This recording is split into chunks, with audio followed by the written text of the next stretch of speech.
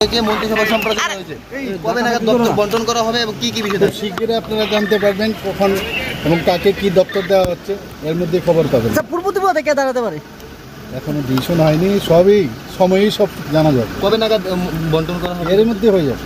আমি তো এখন যাচ্ছি, আর কি আমার যেতে হবে মালদা, আমি আসার পরেই ডিসিশন। আর কি সম্প্রসারণের কোনো স্কোপ রয়েছে? বললাম না, যখন যা হবে সব জানবেন আপনি। স্যার আইপিএফটি কই থাকে কি পরিকল্পনা রয়েছে আইপিএফটির জন্য? আইপিএফটি তো আছে, আমাদের একজন মিনিস্টার তো আছেনই। তাহলে তিনজন হবে। এই যে শপথ গ্রহণ অনুষ্ঠান, এই শপথ গ্রহণ রাজ্যবাসীর জন্য কি বলবেন? বা বলবো, আমরা তো সবসময় বলছি যে আমরা সবাই একসাথে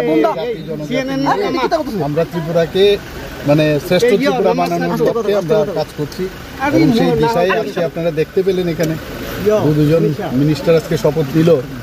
তো ন্যাচারালি আগামী দিন যেটা আমরা ভেবেছি যে সবাই মিলে একসাথে শান্তিতে এখানে বসবাস করব, তার একটা ঝলক কিন্তু আপনারা দেখতে পেয়েছেন। বিজেপি থেকে আর কি কেউ মন্ত্রী হচ্ছে?